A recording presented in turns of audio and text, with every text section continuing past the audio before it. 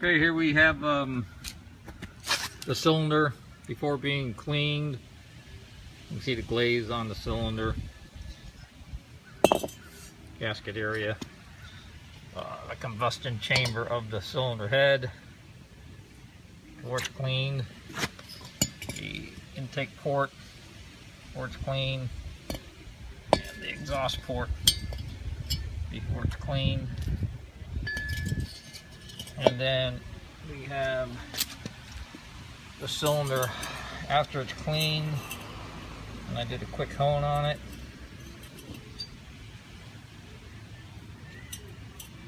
It's all cleaned up. The cylinder head clean, combustion area, the intake port, the exhaust port. I usually use wire wheel, a DA with abrasive pad on it, and my glass beater. And I clean these up. Make sure you use a set of torque plates when you do your cylinder work. These bolt to the cylinder and you torque them to the specs, and it keeps the cylinder from being out of round when you hone it or bore it or any kind of work that you want. You also want to put those on when you measure your cylinder also. And that's about it. Next, we'll pull the valves out of the head, we'll clean the other head up, and cylinder, then we'll pull the valves out of the head, pull the valves out, start the valve job. Okay, we have the cylinder heads on the bench here. I took a valve out of the one head. I haven't cut this head yet. I stick a bolt through the cylinder head. I finish bolt through the cylinder head with a nut on it, and then I stick it in the vise to hold the head while I use my spring compressor. I've got an old spring compressor. It's not the greatest. You can get have much better ones, but I've had this one for years. Still works. Anyways, this is the old head, and you can see the seat has a pretty wide contact on it. The valve that came out is right here.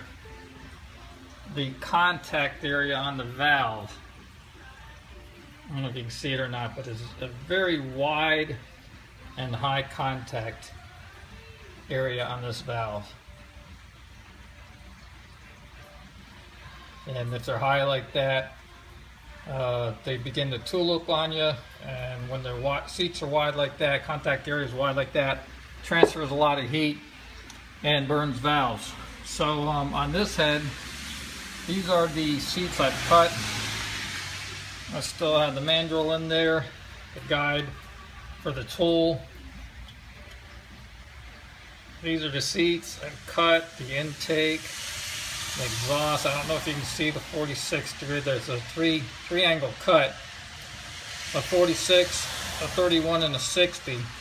And I used a New Way cutter right here. It's New Way, and works very well. When you're done, you do not lap the valves in. You do not lap the valves. They have a 46 degree interference cut. Of course, the valve is 45 degrees, 46 degree, 1 degree interference cut, and it transfers very little heat. You get your seat contact narrow. You don't need a lot of contact area, just enough to close that valve and build compression. So the wider, and as you run the engine, the seat will get wider anyways, with the wear of the valve slapping on the seat area. So again, here are all the cutters. This is a 31 and a 46 for the exhaust seat, because the exhaust seat's smaller. This is the 41, or the 31 and 46 cutter for the intake seat. 60 degree for the intake seat, and the 60 degree for the exhaust seat. And what you do is you put your first cut, you do a 46, take your cutter, put it down on your guide. You take the tool handle, put it down on there, and just turn it. And that's how you cut your seats. Doesn't take very much to shave the material down, but you do a 46 first. Flip it over. I find that you have to do a lot of a 31 usually, and then just a little bit of a 60. A 31 lowers the seat contact, and the 60 raises the seat contact. So basically that's all you do with these, with the exhaust. Same thing with your intake. So this head is pretty much good to go. I don't have the valves right now.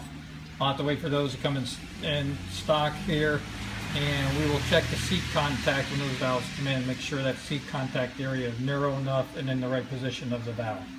You want it either in the middle of the valve or the lower 2/3 of the valve. You don't want the seat contact up high. And we'll be back. Check the seat contact with the valves when we get the valves in stock. I want to show you seat contact on these valves. You see that small thin line going across the valve? That's your seat contact.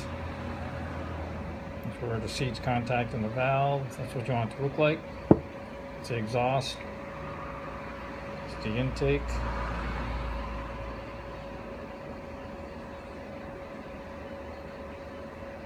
That's what you want it to look like.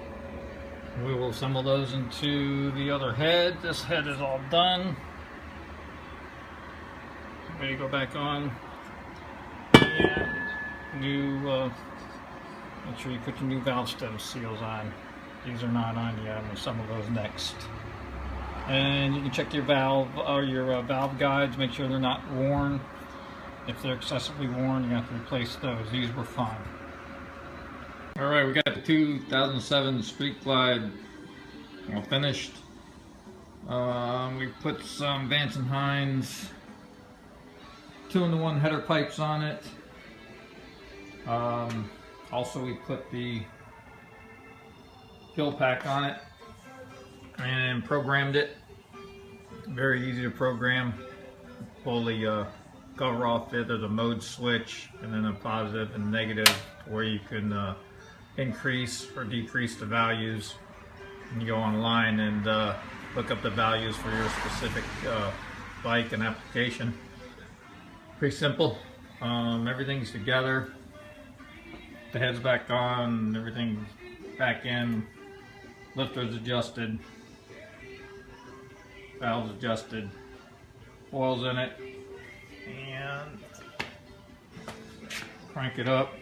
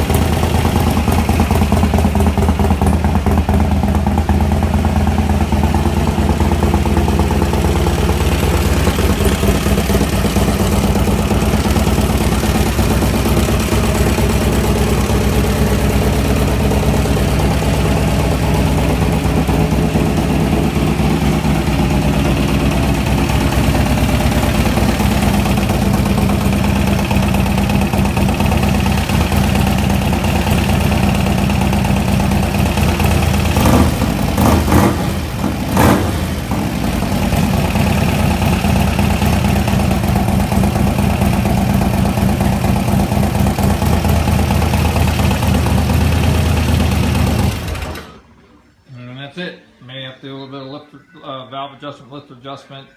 Other than that, it's all done.